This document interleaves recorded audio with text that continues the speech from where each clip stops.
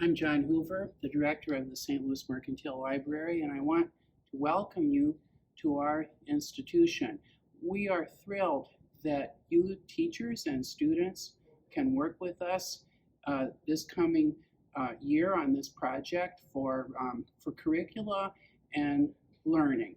The Mercantile is a center of discovery. It's been that way since the 1840s. It was founded in 1846 in our community as the first library in Missouri and west of the Mississippi, and it continues to this day with building special collections in history and art and all aspects of the humanities for students of all levels and from all walks of life to enjoy the heritage that this community and the country have to offer in historical studies.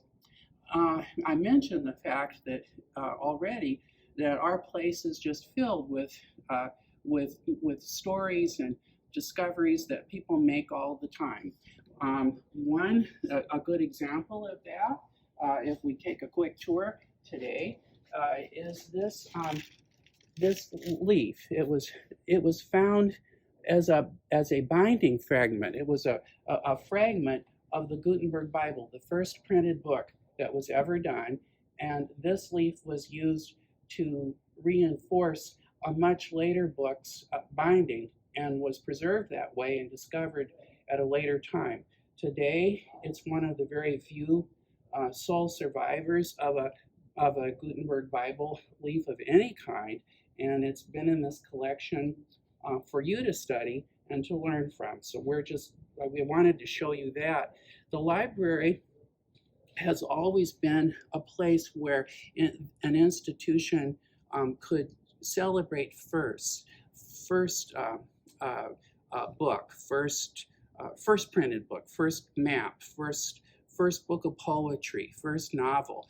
And one piece that really relates closely to St. Louis history is this first map by Thomas Hutchins of the Trans-Appalachian frontier. What's so important about this map is it's also the first time that St. Louis ever appeared on a printed map. And so we keep that as one of our maps out all the time for people to enjoy. A second one that's right next to it is the first town commissioned map of the city of St. Louis itself by Rene Paul, who also wrote the first school textbook in St. Louis. It was an arithmetic from the 1820s, but he was the city's first street commissioner and engineer as well. But come into the vault of the library for a moment. This is where the discoveries happen. This is where we built and worked for many years. And I wanted to show you just a couple of collections before you get started overall. And one is the actual collection, which was the first library in St. Louis.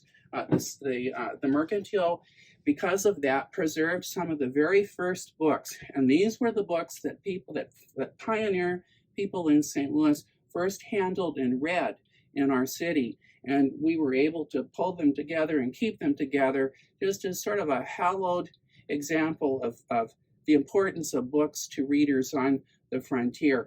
One of them is this work by Henry Schoolcraft, who tirelessly wanted to search for the source of the Mississippi River. And he did that in this book and several others. This is his travels through the Mississippi Valley, but in the 1820s. He wrote several books and was one of the triumphant people who walked across Lake Itasca and determined that it was the source of the Mississippi. Another collection was done by a pioneer minister here in St. Louis, John Mason Peck, who collected some of the city's earliest newspapers and the only known copies that we have. This is a copy of St. Louis's first newspaper. This is the Missouri Gazette. Then this is is an example of a leaf from the first newspaper printed in French that survived down to us, the Revue de l'Ouest. And these two are examples of literally thousands of titles and hundreds of thousands of leaves of newspapers that can be used for many research projects in the city. Further on down in these collections is one more. It's one we're asked about all of the time. It was collected by an American soldier, Ethan Allen Hitchcock, and it's a collection on alchemy and the history of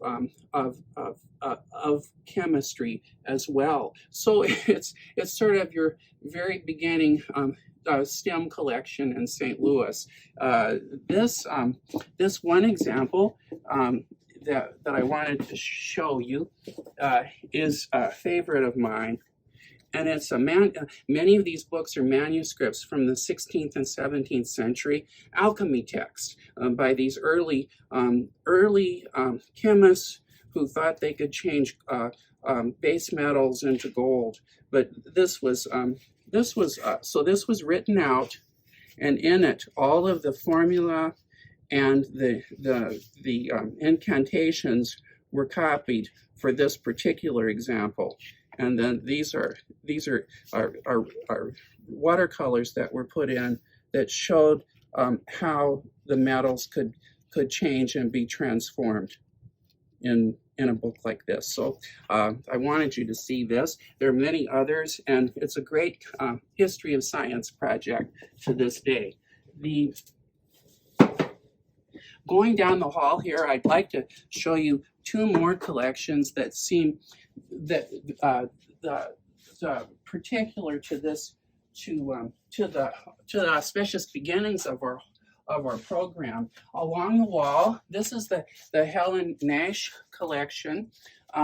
This is a collection of Africana and African Americana. It was collected by the first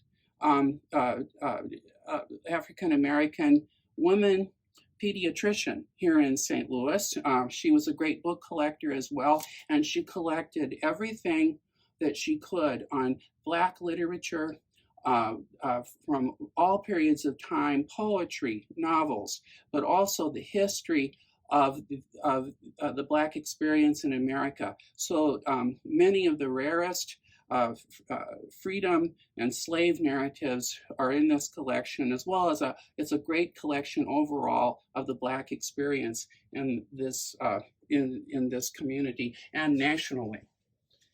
And finally, a piece that I wanted to show you was the Mercantile Library is a great collection on the history of technology and railroad and river history particularly, and some of your units will deal with that primarily. So I wanted to show you one that came from our manuscript collection. This is a patent that was approved in the earliest days by the president. So this is a signed patent that George Washington signed. In those days, that's how the patents would go straight to the president's desk, and then they were approved at that point. So this is for an invention for better mining, in the overall country at that time. So civic improvements were always on the early president's mind. So I guess still to this day,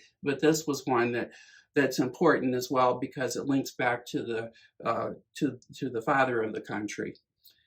Well, good luck on your work with us. We're thrilled to have you with us. There are so many stories that we could tell you, but we want you to discover them yourselves and to create new narratives in discovery and learning through these collections that you can profit by for years to come. Thank you again.